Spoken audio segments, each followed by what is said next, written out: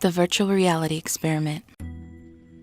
A few years before the time of this writing, there was an experiment to test a phenomenal invention.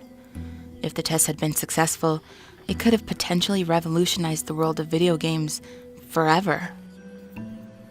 The invention was a virtual reality gaming console that would actually put eager players into the game so they could vividly experience it instead of just play it. It sounded like something from an unrealistic science fiction movie, but the developers had spent years building it and made sure it was ahead of the rest of the gaming industry by far. The console was to be called Immersion, and it would have instantly made every other console obsolete. It wasn't like the kind of system where you have to wear a visor over your eyes like the Oculus Rift and still hold a controller. It would have generated an entire virtual world unlike any other before it for players to explore. The game would generate sounds, smells, sights, even temperature. Once the gamer began playing, it was as if they had stepped into another world for an adventure. Sometimes the games would give them items to use, and there would be people inside the game to interact with. People who would wander around the world, heroes, villains, and neutrals. The game would create situations, and the player would have to solve them. The immersion actually put the player into the story. It was an advanced piece of technology, far beyond today's limitations, and it held a certain tempting beauty to it that attracted almost every major business that got wind of it. The way the immersion worked was by getting into your head. Basically, the system would put you into a sleep-like condition and control the dreams you had.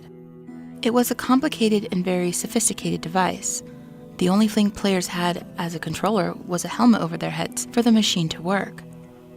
Anyone who was wearing the helmet should have only moved a little bit while playing the game in the curious sensation known as sleepwalking.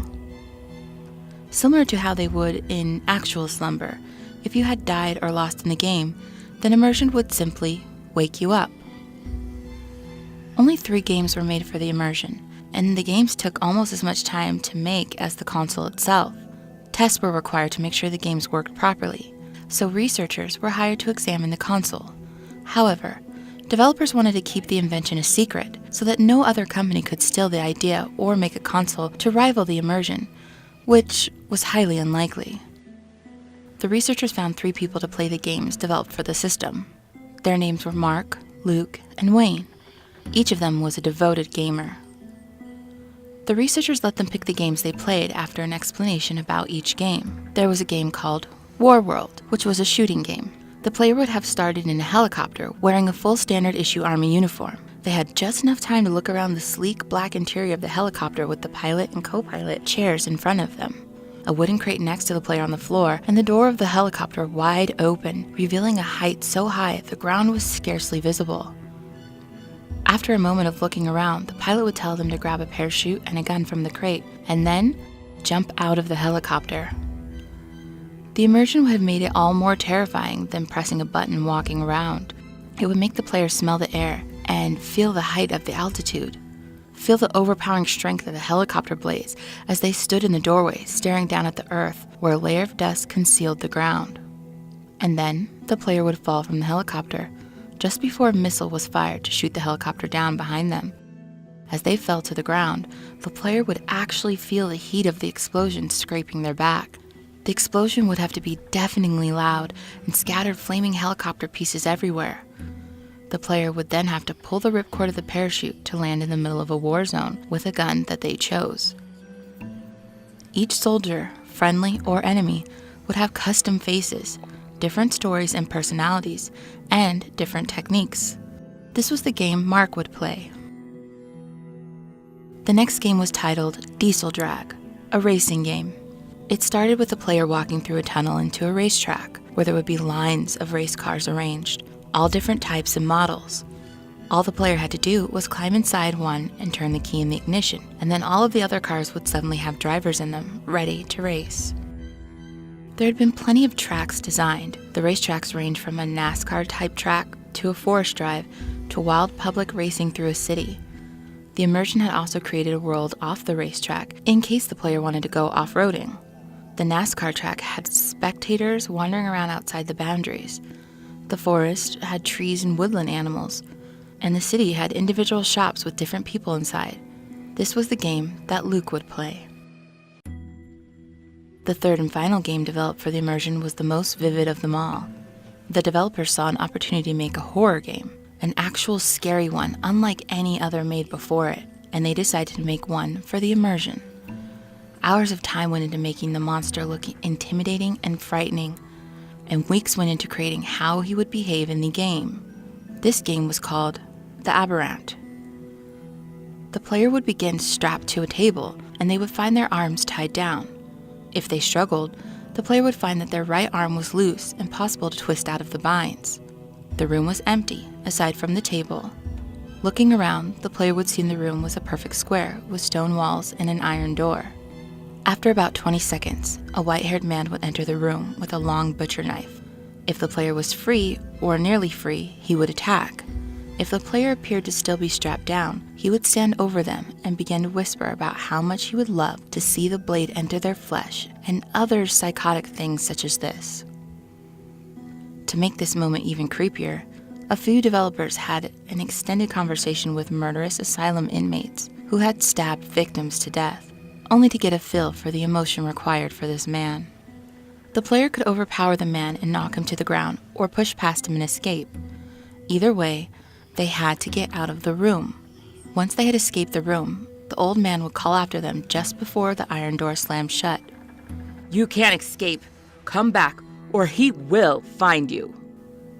He turned out to be the monster. The player's goal was to navigate their way through a maze-like cave system while avoiding it. The developers had made sure to put plenty of obstacles, objects, and details into the maze. There were broken chairs to throw at the monster to slow it down, large tree roots growing out of the walls to force the player to climb over or slide under, and piles of rocks and gravel to hide behind. But the monster was unrelenting in his bloodthirsty search. Wayne, who was apparently a horror addict, had practically begged to play this game.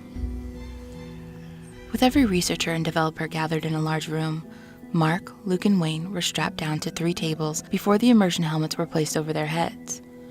A button was pressed, and then the games were started.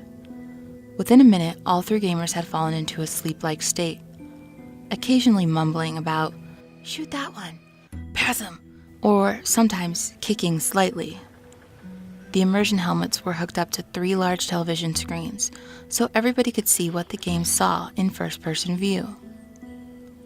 The experiment was going almost exactly as planned, so developers and research alike were preparing to celebrate. But then, their celebration was cut tragically short. The gamers began to thrash around. Mark, who had been in the middle of shooting an enemy soldier with his machine gun in Warworld, was now screaming, his cries growing in pitch every time he stopped to take a breath. Terrified researchers jumped backward as blood began to spurt from Mark's body. Small wounds that looked to be bullet holes had covered Mark's chest, and his screams began to die. In only a few moments, Mark had turned from an avid gamer into a bullet hole-filled corpse. Luke was jerking from side to side. His car in the game was going off the track, and he was fighting to keep it on. He might have succeeded, but suddenly another race car came along and knocked him off the track. Luke had told the developers to put him in the forest track, the same track where the developers had chosen to put a large, fenceless cliff overlooking a long hill. Luke's car spun over and over again as it rolled off the steep cliff and down the hill. The car went into midair for a moment and then hit the ground with a terrible screech of metal. Luke's sleeping body quivered for a moment, and then there was a loud cracking sound as his neck snapped along with a few other bones. All was still, and then the car exploded. Luke's body erupted into flames, and researchers were astounded at this sudden, spontaneous human combustion. A few ran for the fire extinguisher, but it was too late. All that remained of Luke was a black hunk of meat with the smell of burning flesh. At this point, developers and researchers alike were trying to stop the game Wayne was playing. If they had simply pulled off his helmet, Wayne's brain might have been permanently damaged. They couldn't turn off the game and could only watch Wayne play. Wayne's arm had been cut while escaping the old man in the beginning of the game, and a thick gash appeared in reality, staining his shirt sleeve with blood. After escaping the old man, Wayne was now running for his life down the caves. The monster's roar echoed behind him in the distant darkness at the end of the tunnel. Wayne found himself in a large open area. He looked around for a few seconds, and then came the sound of thundering footsteps. He cast a quick, frightening glance at the dark tunnel he had just emerged from, and then looked around the area again. There was a large rock over to the side, and Wayne quickly scrambled behind it. He froze, trying not to even breathe, as the footsteps entered the room. There was the sound of a monster sniffing. Wayne stared at the ground, hardly daring to move the slightest bit. The monster stopped, and there was silence. Wayne cautiously began to raise his head to look over the top of the rock. There was no sound. Suddenly, a large, clawed hand shot down over the top of the rock. There was a loud growl, and Wayne screamed. The claws managed to seize him around the chest and pulled him from his hiding spot. In reality, Wayne's body opened with more scratches, leaking even more blood. The monster hoisted him into the air and then threw him to the ground. Wayne looked up and got a glimpse of the monster. Its face resembled a human skull, having 2 dark eyes and a stubby nose. The eyes held 2 green orbs that cut through Wayne like hunter's eyes. The monster had a mouth like a gaping chasm with long, sharp teeth. Its body was large and brown, with long legs. Long appendages grew from under its arms, wrapping around Wayne and pulling him into the air, upside down. Wayne screamed and put his arms in front of him as some sort of defense. And then the monster's mouth opened wide and pulled Wayne into itself before its mouth closed, chomping the man as though he were nothing more than a piece of bread. In reality, Wayne's body fell open, exposing a broken skull and meaty insides. His lifeless eyes still remained in his head, staring out at the holes in his skull. A few people vomited.